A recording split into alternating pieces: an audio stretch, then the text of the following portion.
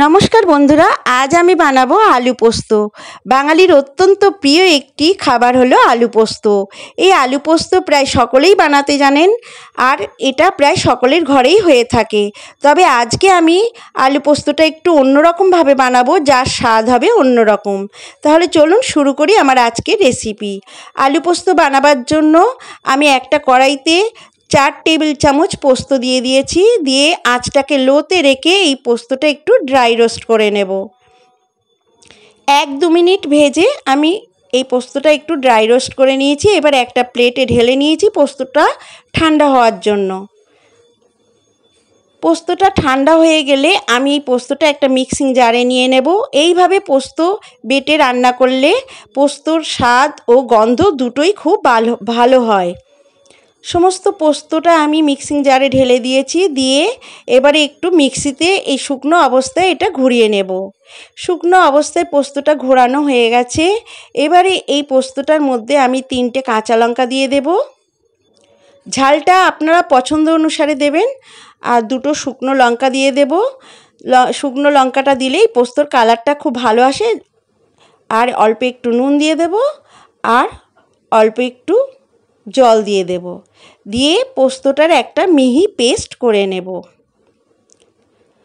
পোস্তটার মিহি পেস্ট করা হয়ে গেছে। দেখুন কালারটা কি দারুণ এসেছে আর পোস্তটা খুব মিহিভাবে বাটা হয়ে গেছে।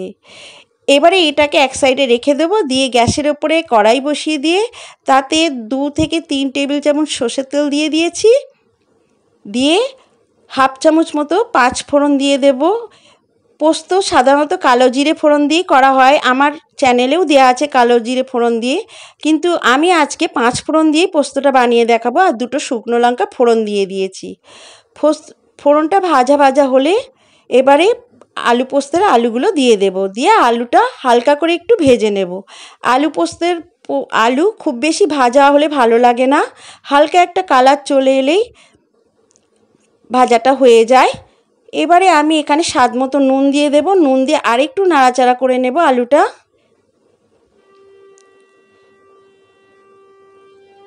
আলুটা হালকা ভাজা হয়ে গেছে। এবারে আমি এই আলুটা সেদ্ধ হওয়ার জন্য জল দিয়ে দেব। আলুটা সেদ্ধ হওয়ার জন্য আমি জল দিয়ে দিয়েছি। এবারে একটা ঢাকা দিয়ে দেব, আলুটা সেদ্ধ হতে দেব। 4-5 মিনিট পর আমি ফিরে এলাম। দেখুন আলুটা সেদ্ধ হয়ে গেছে, জলটাও বেশ কমে এসেছে। এই অবস্থায় যে আমি পোস্তটা বেটে রেখেছিলাম সেই পোস্তটা দিয়ে দেব। মিক্সির বাটিতে একটু পোস্ত লেগে আছে, মিক্সির বাটিতে একটু জল দিয়ে আর একটু জল দিয়ে দেব আমি। দিয়ে এবারে খুন্তি দিয়ে একটু হালকা নাড়াচাড়া করে নেব। নাড়াচাড়া করে আর 2-3 মিনিট আমি একটু রান্না করে নেব। একটু ফুটে উঠেছে, আর একটু আমি শুকাবো। কেউ কেউ ঝোল ঝোল পোস্ত খেতে পছন্দ করেন, আবার কেউ গাঢ় মানে মাখা মাখা পোস্ত খেতে পছন্দ করেন। যে যেমন খাবেন সেই অনুযায়ী গ্রেভিটা রাখবেন। আমি এখানে একটু মাখা মাখা করব। দেখুন আলুটা পুরো সেদ্ধ হয়ে গেছে।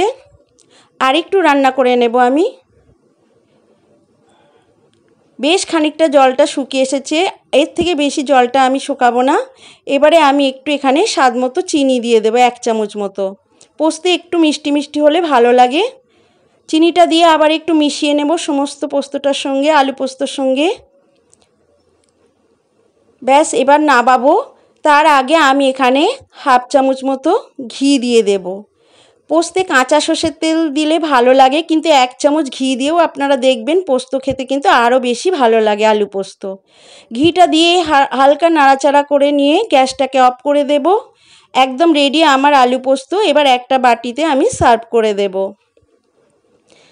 আমার আজকের এই আলু পোস্তের রেসিপি যদি আপনাদের ভালো লাগে তো অবশ্যই একটা লাইক করবেন আর কমেন্টস করে জানাবেন কেমন লাগলো আজকের এই আলু পোস্ত রেসিপি।